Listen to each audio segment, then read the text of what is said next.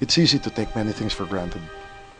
The four walls of a house, a roof over our heads, maybe a night of uninterrupted sleep. But for almost a year now, hundreds of thousands of refugees from the fighting in central Mindanao continue to crowd evacuation centers.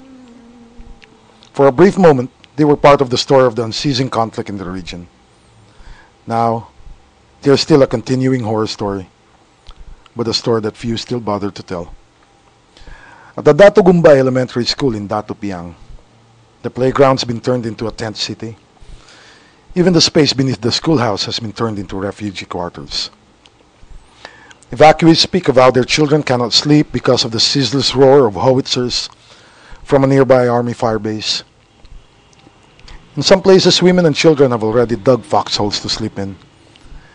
In Sitio Quarry, Barangay Timbaluan, Talayan, we met 18 Tiruray families who'd escaped their homes in Barangay Fukol, May 3, by walking 16 hours to get to the doubtful safety of a highway 30 kilometers away to avoid artillery shells. An old lady who cannot remember her age remembers that this is the fourth time she has had to flee the fighting. She had to be left behind in an old hut during the evacuation because she could hardly walk, and spent a harrowing day praying that the shells fell somewhere else. We saw houses shredded by artillery, children crippled by shrapnel. It's a story that's repeated all over central Mindanao.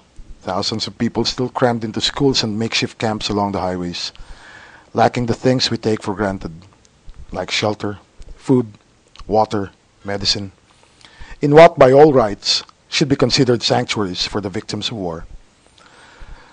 But the military thinks many of them are not victims. An army spokesman told us evacuees are really a reserve force of the MILF, diverting relief supplies to the rebels and reinforcing rebel fighters during ambushes. Perhaps for this reason, the military has been restricting the flow of relief goods, as reported by the International Red Cross and other relief agencies.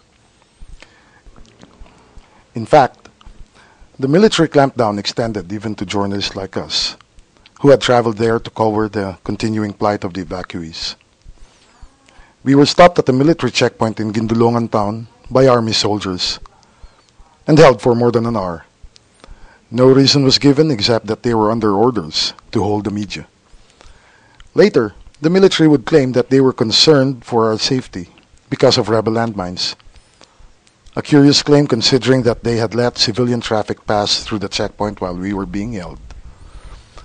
Not only were they concerned, they were also so friendly they even took our pictures. Government Peace Panel spokesmen admit that the sympathies of the evacuees should not matter at all, and promise to take a second look at their plight. More than 600,000 people have reportedly fled their homes since the fighting began in August last year, in what the International Displacement Monitoring Center calls the single largest displacement incident in the world in 2008.